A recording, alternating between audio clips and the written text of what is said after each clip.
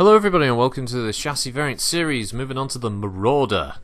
Now the Marauder, as you may know, is one of the classics alongside the Warhammer, featured prominently on the cover of Technical Readout 3025 if you have the original. Obviously nowadays it's a different cover.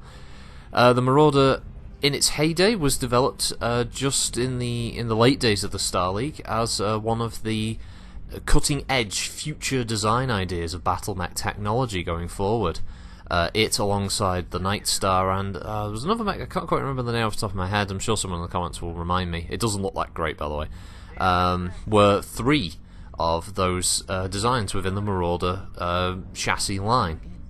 They were meant to represent the future of battle mech technology, as I said, and I guess the idea is a kind of hint to the sort of technology and design moving forward, which is probably what the Star League and Exodus would end up using and would end up becoming a tech base, and you know, it slowly leads up to things like Omni-Mech technology and the such.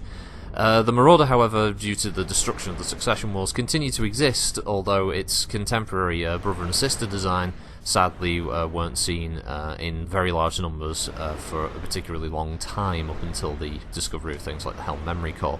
And funnily enough, we're looking at the 5D variant here, which itself is built specifically because of the recovery of the Helm Memory Core. This one allowed them to completely modify the mech. From start to finish, upgrading the PPCs to ER models, the medium lasers becoming pulses.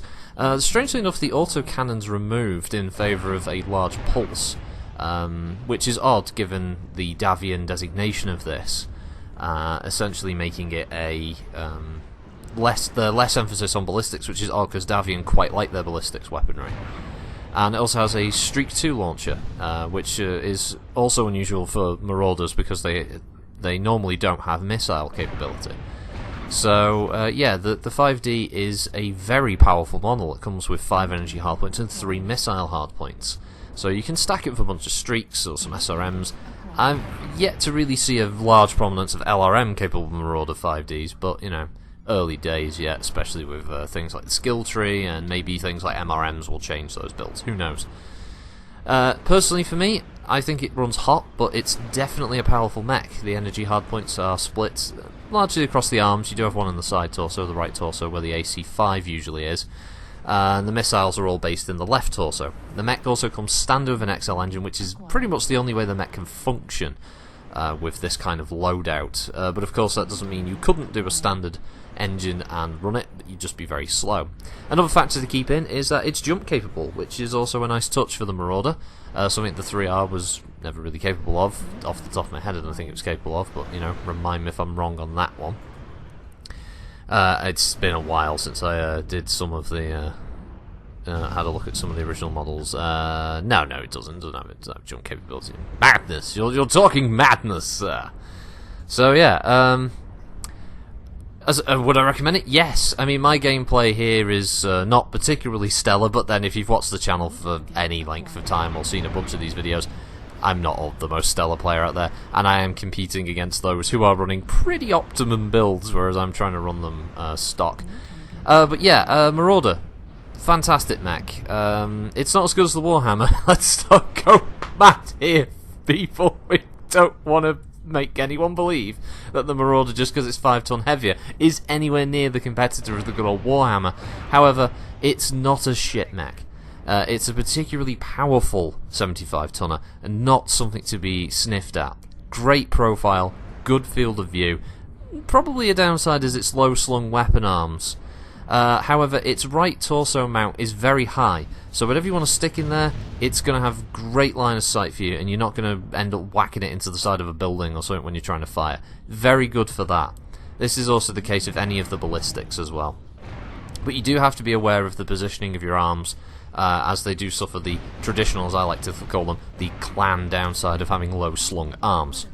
But outside of that though, it's remarkably resilient to damage, has a pretty decent amount of armour.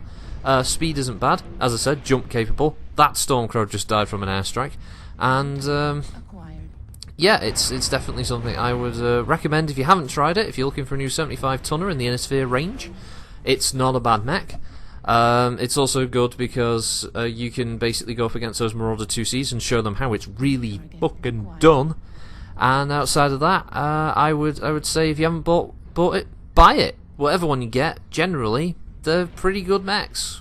So thanks for watching, everybody. I'll leave you with the rest of this round, the horrible slaughter that is about to commence. And have a good week. Thanks for watching, and I'll see you next time. Bye!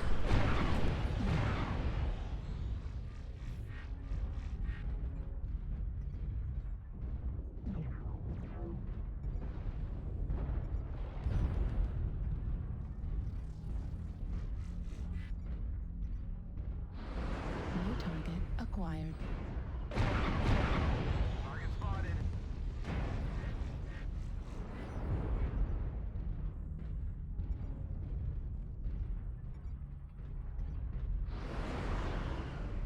New target acquired.